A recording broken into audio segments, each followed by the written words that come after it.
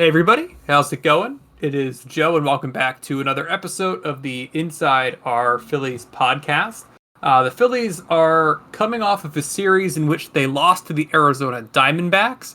They won on Friday night in the Walker Buehler game, 8-2. Walker and Buehler both pitched. Then they lost on Saturday, 4-3. Zach Gallen pitched that one for the D-backs, and then Sunday they lost again, 9-2. Erod, Ranger didn't look great. And here to discuss all of it, we have SJ Phillies fan, Jeremy. How's it going, man? It's going pretty well. This series really didn't bother me. Like we discussed last series, that we really didn't care that much how this one went. So Yeah. I have no hard feelings. It's pretty much meaningless as far as I'm considering it. It actually might be a good thing that they lost because it's making the Mets upset, which is always nice. You were bringing this up to me, Jeremy, before we got started, and with the Dodgers' loss today to the Giants, the magic number for the Phillies to clinch a bye is now 2. So they need 2 combined wins and Dodgers losses in this last week of the season, which I don't know about you, but that feels pretty likely, right? Yeah. Yep. I think we could win 2 games against the Marlins and the Twins. Yeah. Worst case scenario, I think we'll win 1. I don't think we're going to go 0-6 to end the year. I don't even know if 1 win is the worst case scenario. I feel like bare minimum, they're winning like 3 of these, even if they're not really trying, which they probably won't. Exactly. Against the Twins, they might just win the series out of just playing the minor league teams. Good point. But let's kind of get into the games of this series. We'll start with the win that they had on Friday night. Taijuan Walker, was a little bit shaky in that first inning, allowing 2 runs, but he got through 4. Nothing else other than that. Walker Buehler came in 3 2/3 scoreless.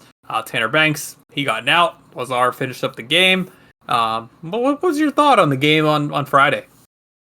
I mean, Walker Buehler looked great until that last inning, so it was like, oh, here's the problems he has, so that scared me a bit, but I would trust Walker Buehler over Taijuan Walker in a playoff game.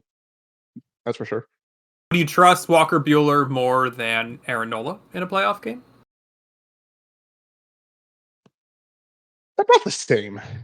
About the same. We're going to get into that a little bit more, because I think that's an interesting discussion point. It seems like the Phillies are going to probably be starting Aaron Nola in a hypothetical Game 4 of a series. But I don't know if I agree with that. I know Walker Buehler's not efficient with his pitches, and his stuff isn't great. But I feel like the worst case Buehler start is not as bad as the worst case Nola start, if that makes sense. Yeah, but I mean, also for that game, the bigger thing was Nola was taken out after he did not need to go out for the 6th. It was a terrible decision to send him out for the 6th. He was done after 5. I texted my dad that they better not send him out for the 6th, and they did, and he got blown up. So I blame Thompson for that one. Yeah, and Tanner Banks was not great in relief of that one. I'm considering this to be a low leverage Tanner Banks outing. No earned runs allowed, but in a game that really doesn't matter, I don't think there's any leverage. So, Nola, this line looks a little bit worse because Banks did a bad job of cleaning it up. But I think there's still plenty of good that we can take away from this series. In these first two games, for example, Alec Bohm looks better than he has in a long time. 2 hits in each game. Got some RBIs. What did you think of Alec Bohm? I mean, today he went 4 for 4. Yeah, no, you're right. He had 8 hits over this 3-game series. Yeah, I mean, I was wrong. His first at bat was an 8-pitch double. So I thought it was a first pitch ground out. So yeah, he's 4 for 4 now, 282, OPS of 730. So yeah, if he could just get dinky hits, whatever, fine with me. Yeah, so maybe that cyst in the shoulder was affecting him longer. Like that's a weird random injury to get in the end of the year. Yeah, I mean, I get what you're saying, right? Like, I'm just a little worried this might be like a small sample size kind of thing with Alec Bohm. I know that I'm known for not being the biggest Alec Bohm fan in the world, but it's hard for me to fully buy in after one series. What I will say is, I think we can probably take away the argument that Otto Kemp should be starting over Alec Boehm in the playoffs. Otto Kemp did not have a great series. No hits in the game yesterday, and just one in the game today. So he had a 1-for-8 series. So Boehm's going to get the start at third in the playoffs, right? Yeah, no doubt. And just his defense is way better than Kemp's. Yeah, we did see second base Otto Kemp yesterday, which was a little bit scary, and today too. Otto Kemp played 2 games a second. Yeah, and he had an error today, so I don't think there's any surprise there. I know there's been like a narrative at certain points that like Otto Kemp was going to be better at second base than at third base, but that just doesn't really make any sense to me because it's a harder position to play. I mean, I'd trust Otto Kemp more than Weston Wilson fielding, that's for sure, though. That is probably true. Well, what do you make of how the Phillies are kind of using JT Realmuto down the stretch? Like, I think it's really strange that JT played in all 3 games of this series. Oh, it's ridiculous. I would give him a break, at least the Marlins series. Yeah, I don't need to see JT Realmuto anymore, right? Like, we give him, like, for these 3 series, or 2 series we have coming up, give him 1 start in each series, Marchand 1 start in each series, and Stubbs a start in each series. Just, yeah, Stubbs hasn't started a game at all. Like I would have used Stubbs with Nola in his next start just to see if maybe Stubbs can figure something out. Because isn't Nola like usually bad with JT? I can't remember which it was. Yeah, I mean, I think a lot of pitchers. I'm sure Nola likes JT, but I do think I do remember something about the stats not being the same. Yeah, but some pitchers are just like were always better with the backup catcher. Like Steve Carlton had Tim McCarver as his catcher. That's the only reason like Tim McCarver was with the Phillies at one point. Right. So, yeah, some pitchers just like the backup catcher. It's weird. Yeah. And what did he make of Ranger Suarez today? Not a great start for Ranger. Only 2 strikeouts in 4 innings, 6 runs allowed, 8 hits. Kind of got tattooed. Yeah, I mean, Ranger is a finesse guy. So if his stuff isn't working, he's going to get blown up. And I doubt he's going all out. Oh, yeah, that too. And also, Arizona is higher elevation, all that crap. So it's not talked so much as Colorado, but it's still more than like regular. Second highest elevation in the league in Arizona. Yeah, exactly. So I think that's like for some reason ignored more than I feel like the sport treats the Colorado as like this insane elevation when others like Arizona's not that far off. Right. No, you're spot on. For me, I'm not concerned about it. I'm at the point now where this series and the 2 series upcoming to finish up the regular season, I don't think there's anything that would make me upset, anything to really feel negatively about the on-field play, because there's really no reason for the Phillies to win. They're more or less locked into the 2 seed, and the only thing that matters to me right now is health. That's what's most important. No, yeah, I agree with you. Okay. Oh, geez.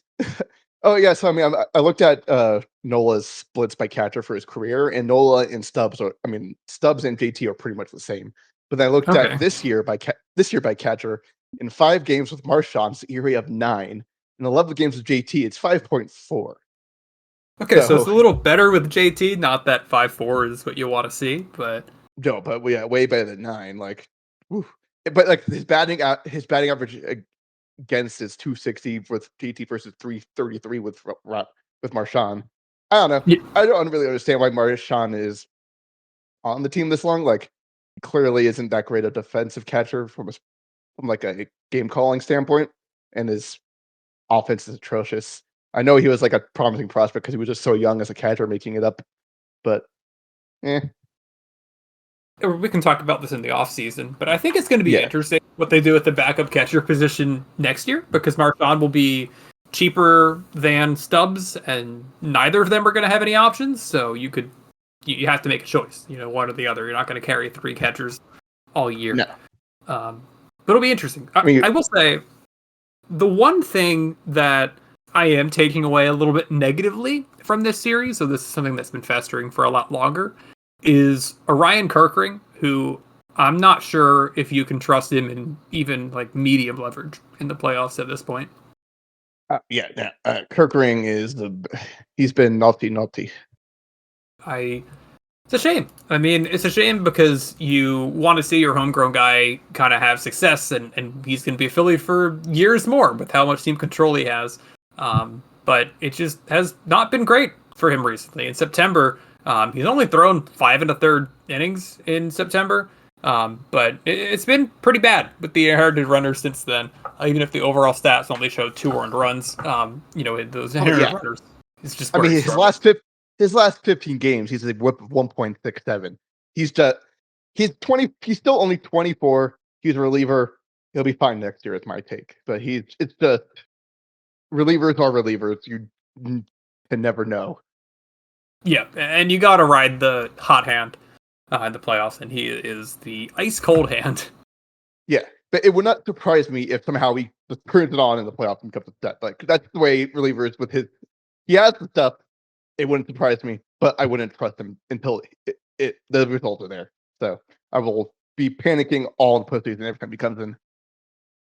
Yeah, I think you're spot on. Now, I'm not sure how you feel about this, but I want to make a case to the listeners as to why the Phillies losing this series was a good thing. I'm never rooting against the Phillies, but I was not upset, and in fact, I was kind of happy to see them lose. I'm sure everybody's aware of what's going on with that final wild card spot in the National League. Currently, the Reds and the Diamondbacks both have tiebreakers over the Mets, with the Mets losing today and the Diamondbacks and Reds winning. The Reds currently hold the last wild card spot in the National League. The Mets do not control that spot, do not control their destiny, and the Diamondbacks are just one game back. I'm all about making the Mets fans as upset as possible. And I think that it would be really funny and better for the Phillies if the Reds or Diamondbacks made it into the playoffs instead of the Mets. I'd prefer either of those matchups in the second round. Oh yeah, I mean just the narrative in New York. Like how much shit did the Mets talk about Soto to the Yankees? A lot. Yeah. Yeah. So yeah, they'll have to deal with that in just their own like state, city, tri-state area, whatever. So that'll be hilarious. And then, but Well, I mean, I don't want I don't want to play a Diamondbacks in the playoffs again. Their speed scares the shit out of me.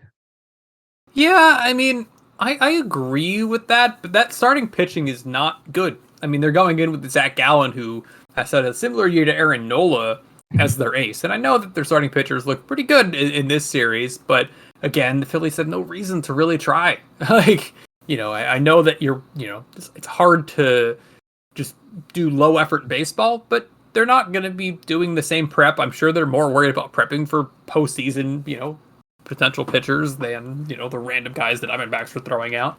What do you think of that?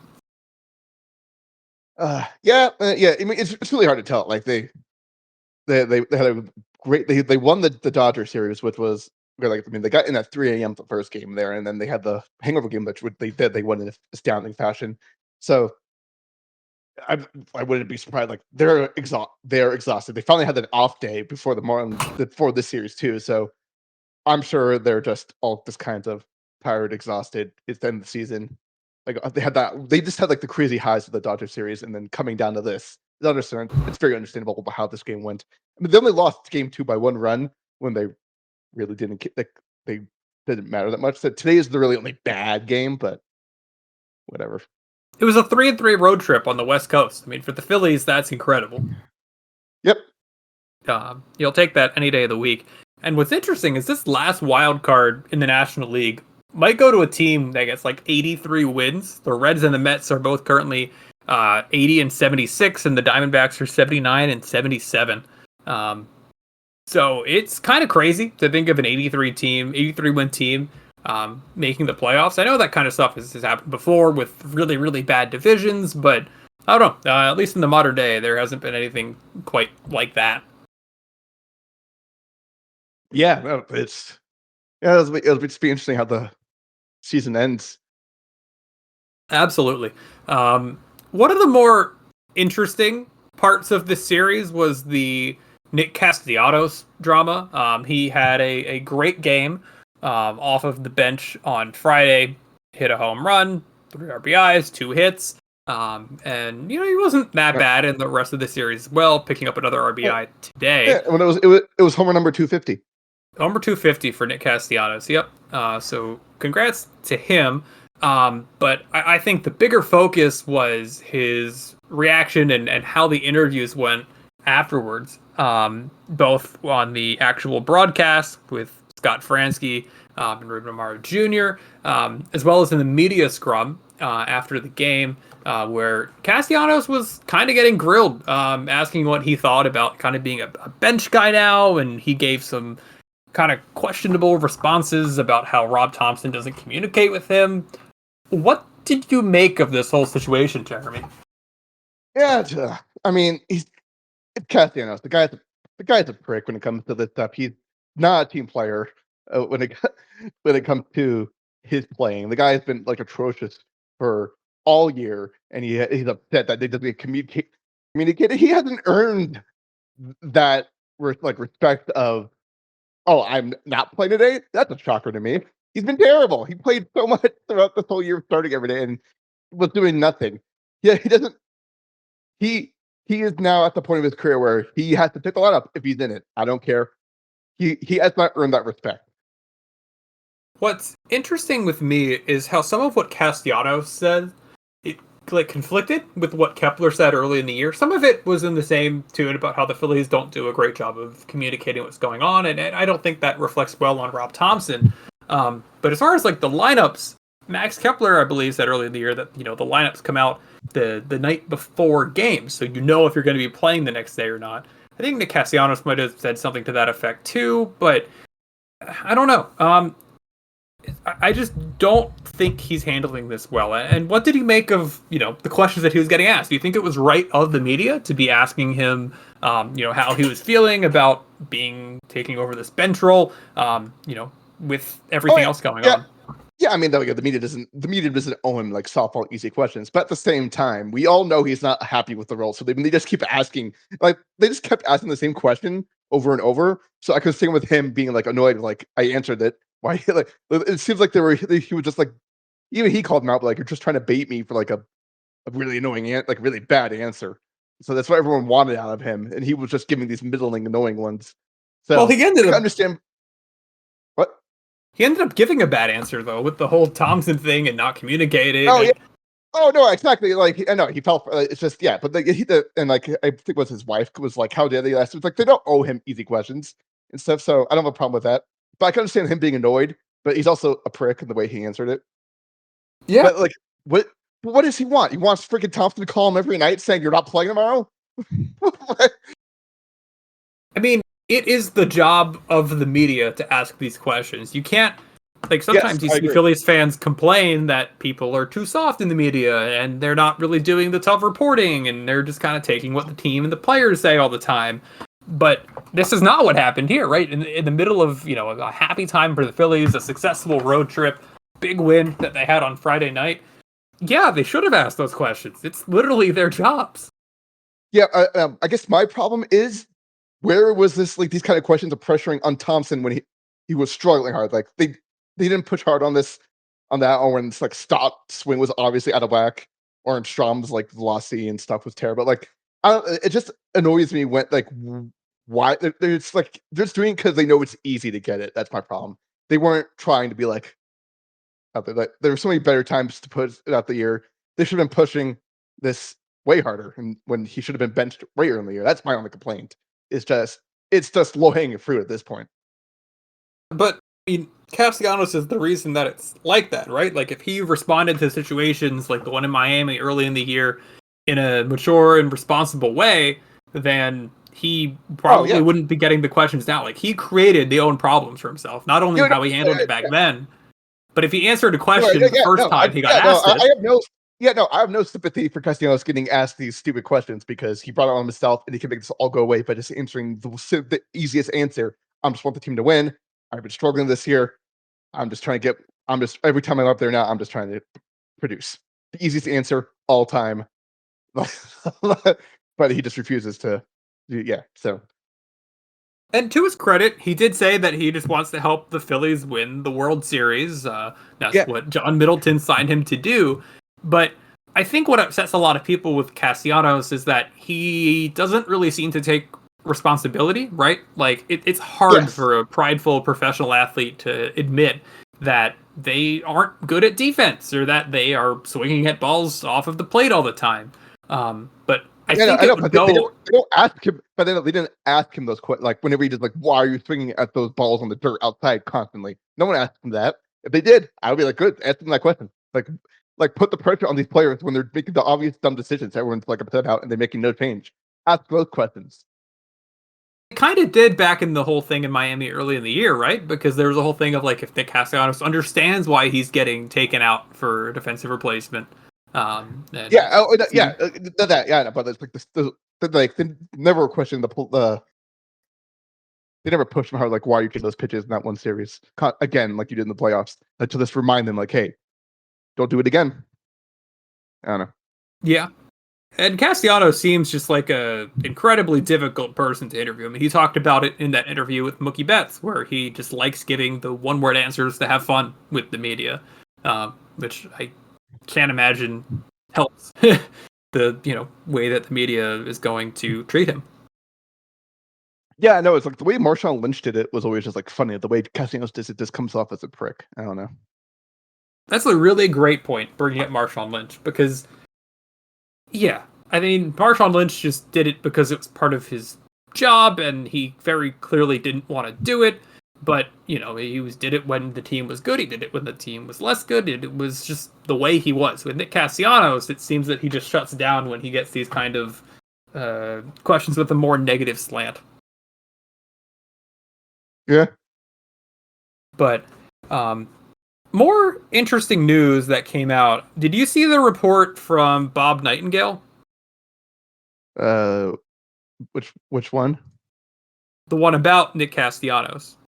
And then clearly no.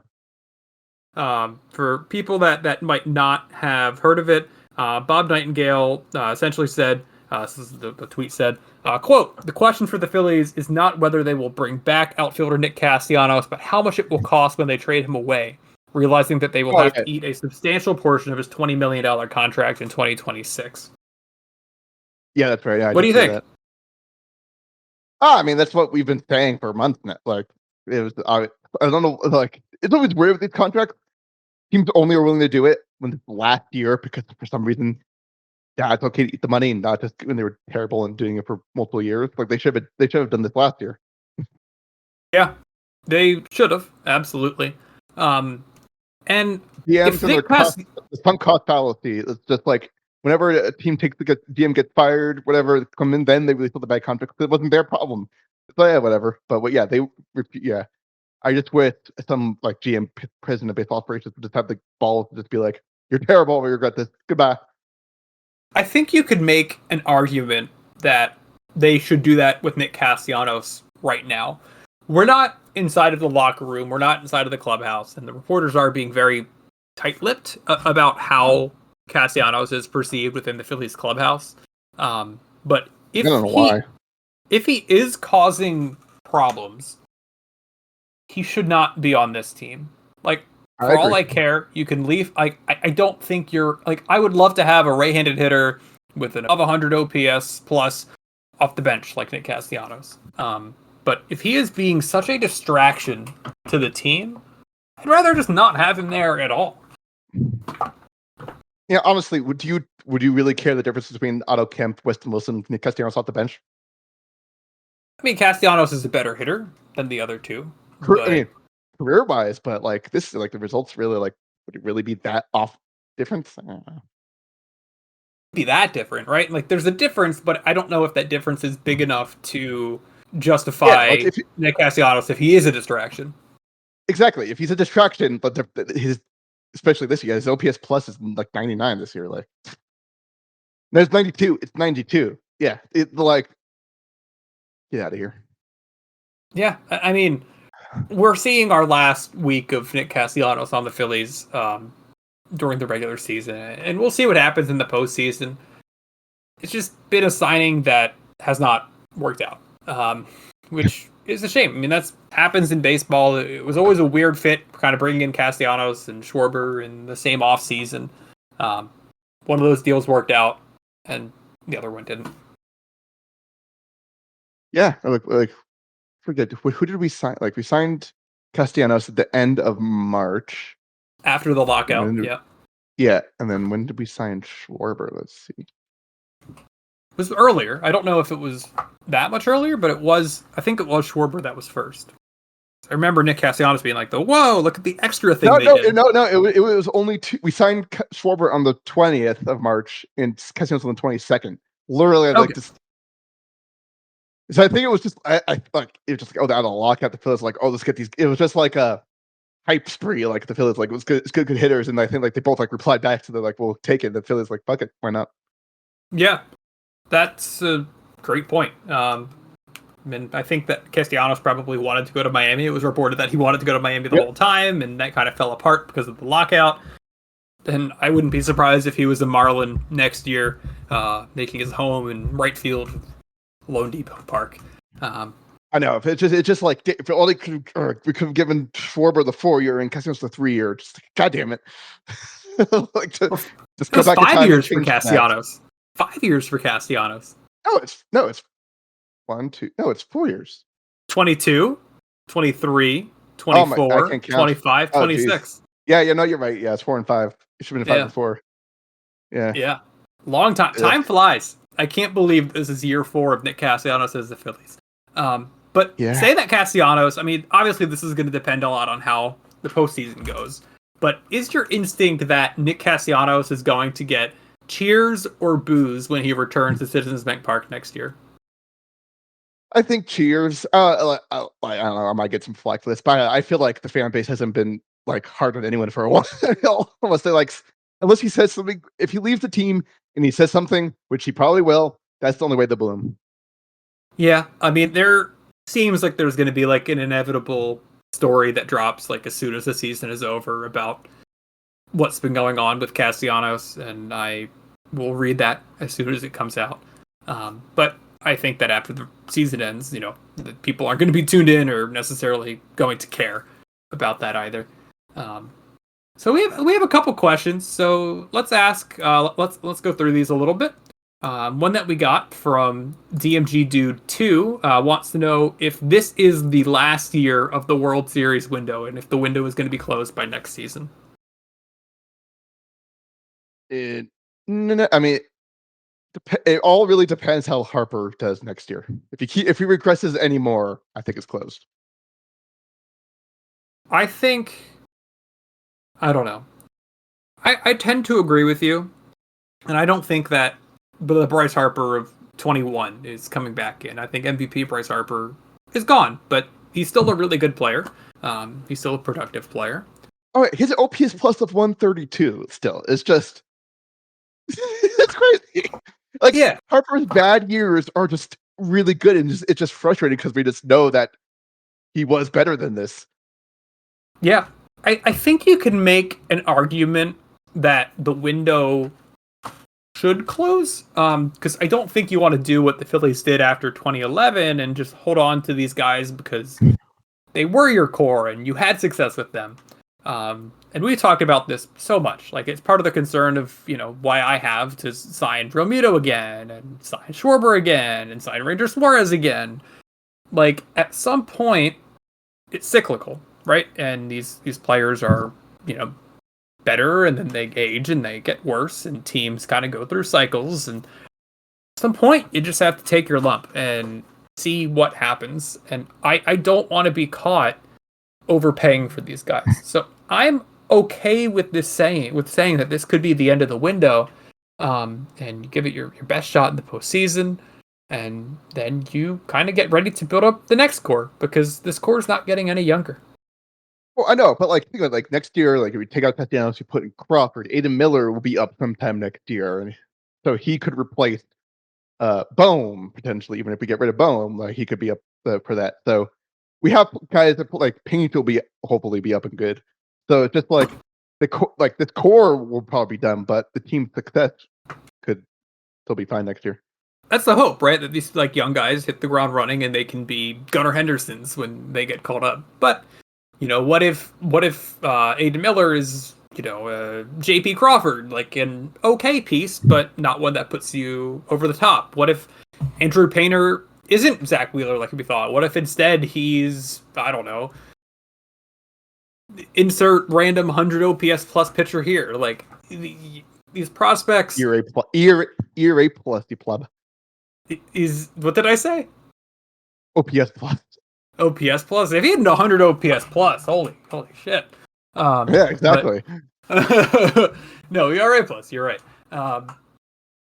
I'm okay with kind of not re-signing these guys and letting these young guys come in to fill up the holes. I'm okay with this being the end of this core, and if that means that the window's closed because the young guys aren't as good as we expect, so be it. I'd rather have that than have bad contracts that we have regret for 3 years from now. Well, yeah. I think like next year might be a retooling year anyway with the young guys coming out because the free agent class isn't that great either. So like might just be like see what we have next year. Might be like mediocre too, like 500 maybe spun out the playoffs. But I would think then after that is when we would just like retool if things don't go well next year. Yeah, the one thing that does concern me, and maybe this is wrong to be concerned about this, but like, do you think that the Phillies might just kind of go all in because they have the All-Star game next year? That wouldn't surprise me, but I mean, I'll go.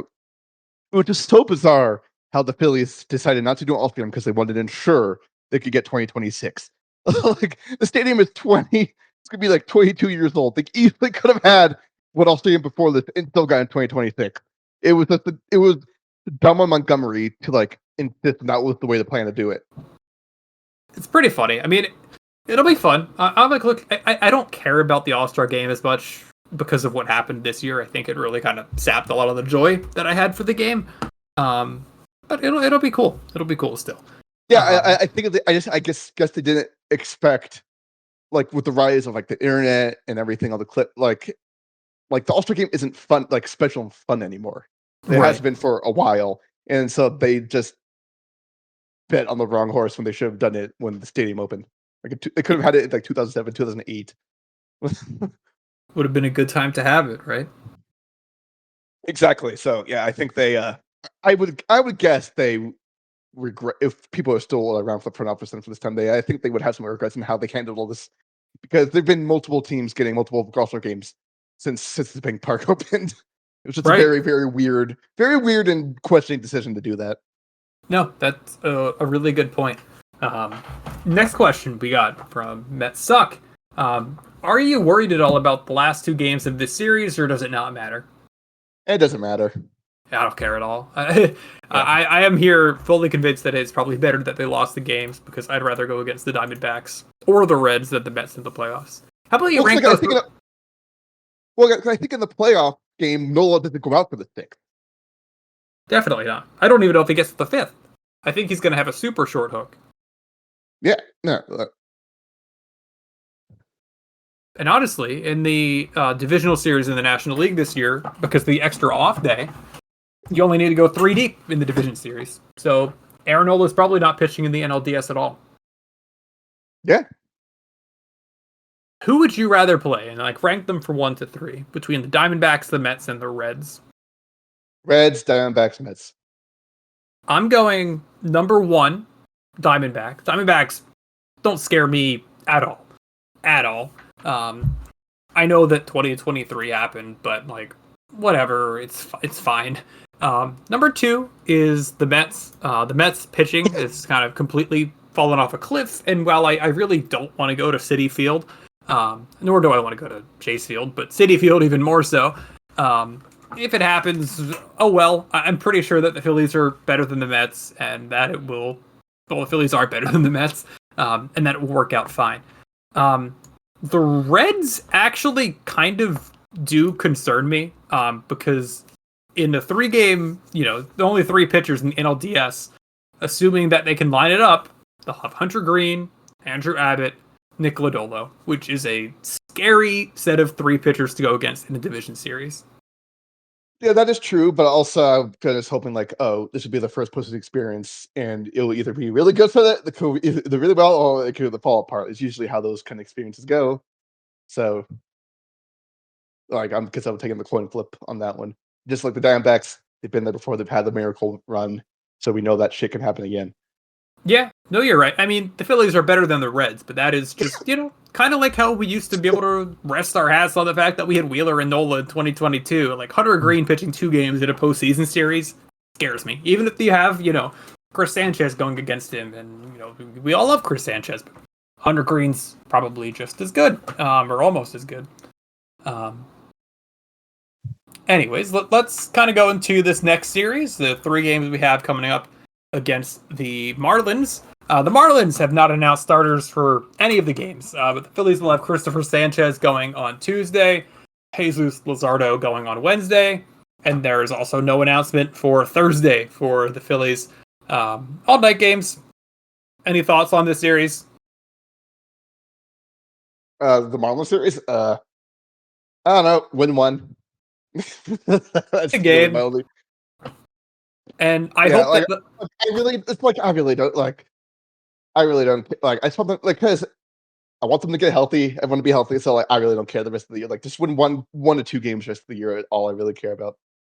Yep, pretty much. If the Marlins want to save their best effort to go against the Mets in that last game of the season, last series of the season in Miami, again, they can feel free to do that. Yeah, the Mets have a weird road trip to end the year. They go to Chicago and then they go to Miami. Well, we play the Twins to end the year. That's like the weirdest. How did we should not be playing an AL team to end the year? I'm sorry. That is just I hate to begin with, but this is the dumbest thing that possibly could have happened. I'm pretty sure that's what's happening next year too. Sorry to make you sad. Yeah, but yeah. It's just utterly ridiculous. It's I guess you have to because there's 15 and 15. I don't know. It has to be every year, every series now, which is the goddamn problem. Yeah, next which year is why I want.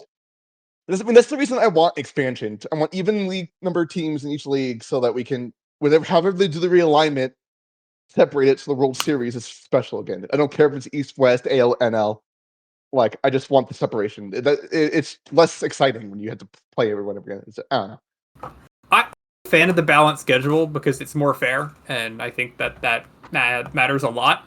But I do miss the way that things... Sports are inherently not fair. I get it. I mean, I get it. But, I don't know. As somebody that tries to go to visit every ballpark, it helps that the Phillies are going to be at every ballpark within a given 2-year stretch, right? It helps me kind of plan these road trips in a better way. But yeah, I mean, it kind of sucks when you finish your season against the Twins this year, and the next year they finish the season against the Rays. Yeah, I mean, it's just kind of a shame. Yeah, as a kid, it was exciting when the Phillies came to Oakland because I got to go see them. It's ooh, this is rare. Now it's just whatever, I'll see them. My formative years of baseball were when they had the interleague part of the schedule, where within 3 or 4 weeks you played every interleague game, and that was so fun. That was genuinely fun. I mean, I hated it just because Phillies always sucked. They couldn't just not win in the interleague. They always would play the Blue Jays, the Red Sox, and lose. I remember Josh Beckett hitting a fucking home run. Yeah, that is a good point. And it was weird how you could go 10 years without going to a park. I don't know how the actual math of the schedule worked out. You'd go 10 years in between playing in Oakland or something like that. And it's how does this happen? That feels too long. You can make an argument that 2 years is too often, but I mean, because they try playing these interleague rivals. We had the Blue Jays for some stupid reason. But then, I mean, that's how the whole Vetter Cup thing was. It was a meme, and now it's a real thing, which is, I don't know, I feel it kind of kills the meme. But between the Mariners and the Padres, they're okay, we need to create a rivalry with these last 2 teams, put them together, and then the fans created a rivalry of their own. Yeah, I mean, it is what it is. I mean, the rivalry week thing for us is kind of weird, but us going against the Pirates in rivalry week, and then our interleague rival kind of oscillating back and forth between the Red Sox and the Blue Jays. Yeah. I mean, the Pirates would at least make sense. I don't know, fine, state rivalry. Go for it. So I mean, that one doesn't bother me. That I don't care about the Pirates. All hail the poop series. I miss the old scorebook, not for that, but just because I think that the logos are much more visually pleasing than having just the city abbreviations, and I hope they change that for next year. Oh yeah, I hate when they chose cities for logos. Yeah, let me have it, Eagles fans. I'm a Rams fan, but like I hate the Rams logo. There's just a stupid LA with the stupid croissant looking horn shit. Like I don't need to care that they're LA. I care that the team. Show me your freaking Ram head. The Fox NFL score bug did change. If we remember back from the Super Bowl, they had like the city abbreviation, right? Like KC for the Chiefs. Oh, it was like, yeah, it was so plain and boring. And they did put the logos in there instead. Now they've realized the mistakes of their ways and changed that, which hopefully NBC Sports does next year. Well, it's kind of like in the '90s, everything was like all design was fun and crazy. That you had logos and everything, but then like I don't know, they thought everyone growing up it's just yeah, like even like I don't this is totally off tangent. Like you like fast food was fun and kids and stuff. Like oh good, I just love going there. And then for some reason, like we become adults now. People need to get adults to come here. No, people only went to freaking McDonald's because the kids wanted to play with the the fun environment and stuff. Now it's just boring. Yeah, People. I used to have birthday parties at McDonald's and Burger King. interesting. Yeah, because it was fun. You had like the mascots and everything. Like, gee, it's a whole different tirade. It's just we went like from fun and crazy in the '90s to like everything is flat, monotone, colorless. It's just I don't know. I agree with you about the colors. I miss when things were more colorful. I mean, growing up, I almost never had fast food. My mom was very against fast food. It was like a once a week thing. Of like talk about once a week and then like a special treat. I didn't have that all the time. I mean, for me, it was maybe once every like 3 months, 4 months, 5 months that I'd get fast food. Like unbelievably rare. Then obviously, I grow up and I have it a lot often. When I was in California, I had In-N-Out 6 times, which maybe not the healthiest for me, but it's okay.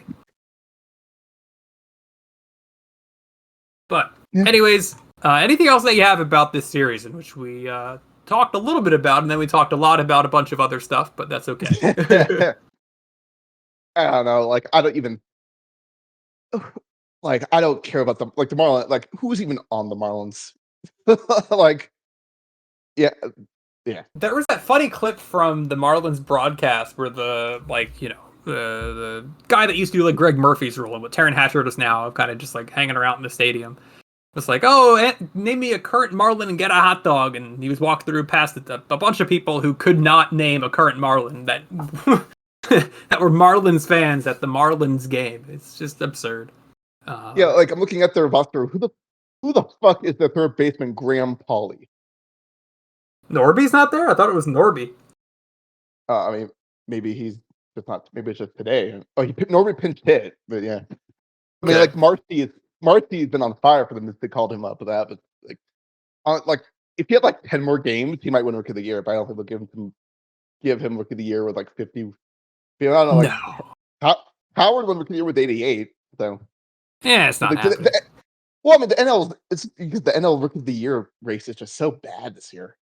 Rookie of the Year there should only be one Rookie of the Year. We don't need to have two. Like, there's not that many exceptional rookies in baseball. Well, it made more sense when the leagues were separate. That's why it's just like they're not playing. So like, okay, they're set.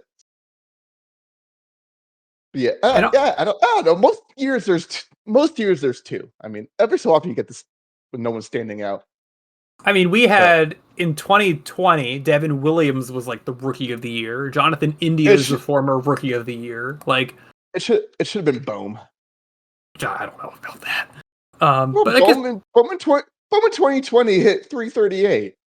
But he also, I mean, he played not even the full season because he got called up like later in the year. I mean, that was the best we've ever seen Alec Bohm. 44 out of 60 games. That's pretty good.